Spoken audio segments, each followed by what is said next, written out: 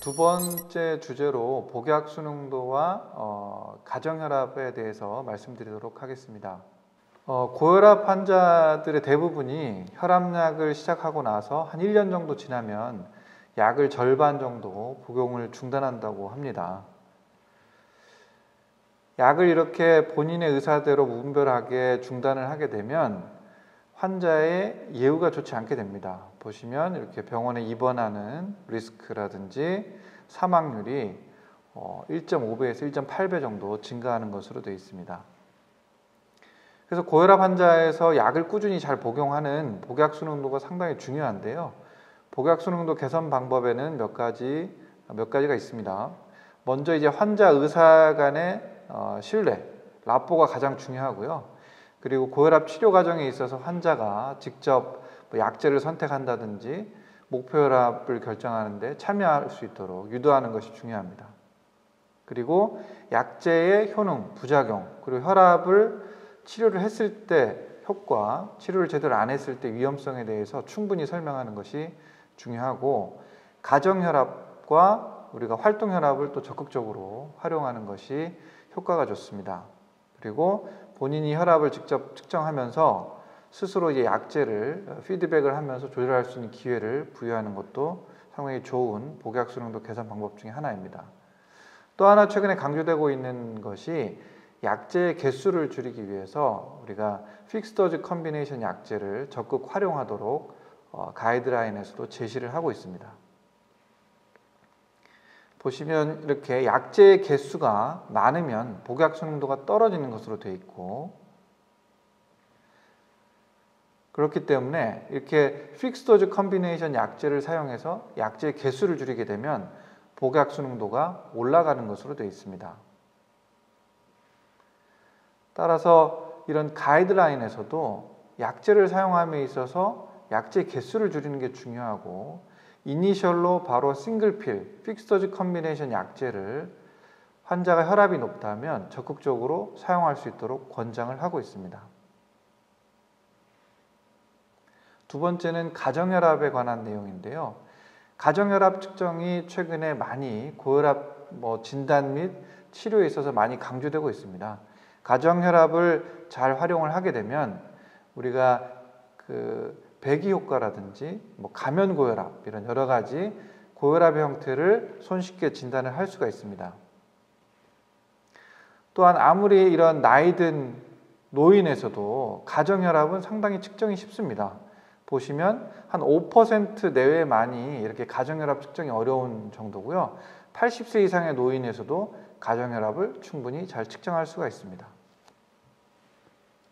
그리고 가정혈압을 측정했을 때 환자의 순응도, 복약 순응도가 월등히 개선되는 것으로 알려져 있습니다.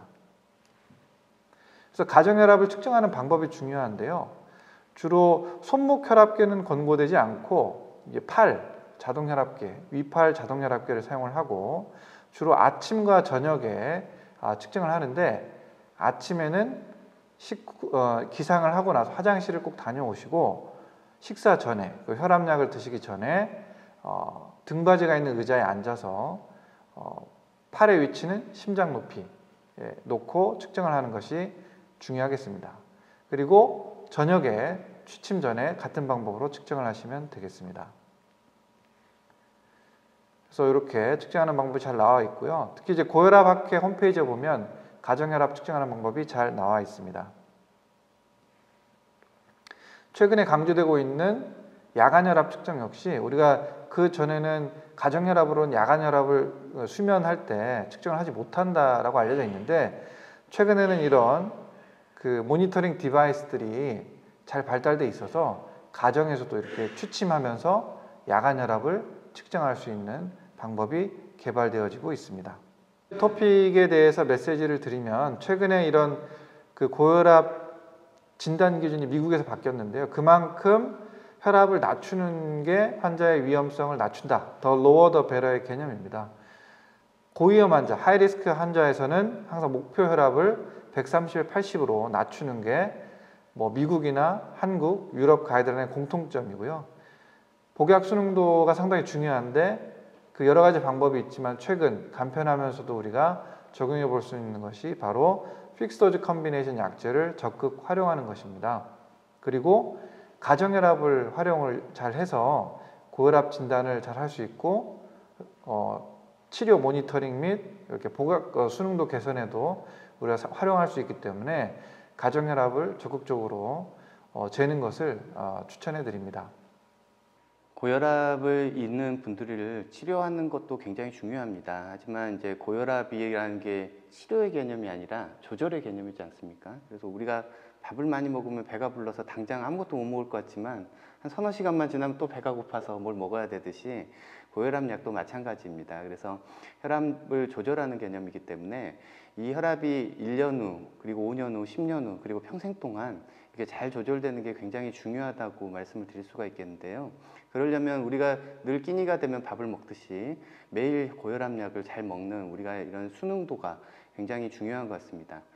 손정우 교수님, 혹시 그 수능도에 대해서 혹시 경험 삼아 뭐 해주실 얘기가 있으시면 한마디 해주시죠. 네, 그 아까 선생님께서 발표를 해주셨듯이 사실은 그 가정혈압의 측정에 대해서 굉장히 강조를 하셨고 그게 복약 수능도와도 연관이 있다라고 말씀을 주셨는데 저는 특히 이제 아침에 약 먹기 전에 이제 혈압을 측정하라고 항상 얘기를 합니다. 그래서 저는 모든 환자한테 사실 가정혈압 그 용지를 다 배포를 해서 적어 오게 하고 특히 아침에 이제 약 먹을 그 시간쯤에 하면은 본인은 환자는 혈압도 측정하면서 약도 먹게 되기 때문에 규칙적으로 약을 계속 꾸준히 먹게 되는 거고 또 저는 이 가정혈압을 모든 환자한테 측정을 하다 보니까 정말 많은 것을 이제 저도 배우게 된 건데 정말 그 클리닉 BP, 진료실 혈압과 실제 가정혈압의 차이가 있는 사람들이 굉장히 많다.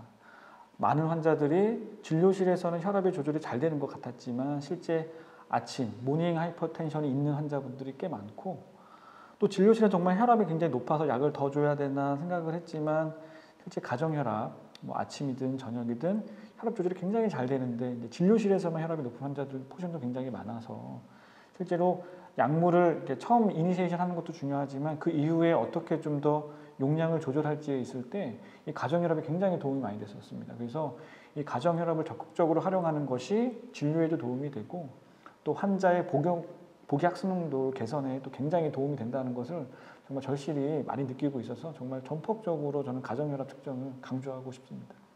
그렇습니다.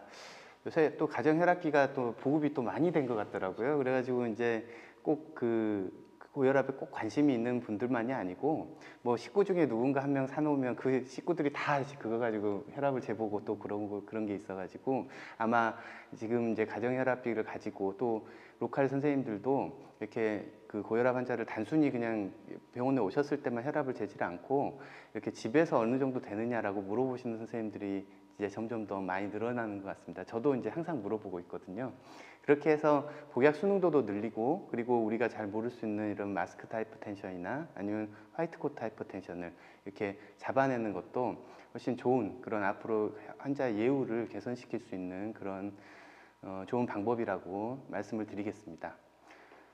끝까지 경청해 주셔서 감사합니다. 여기서 마치도록 하겠습니다.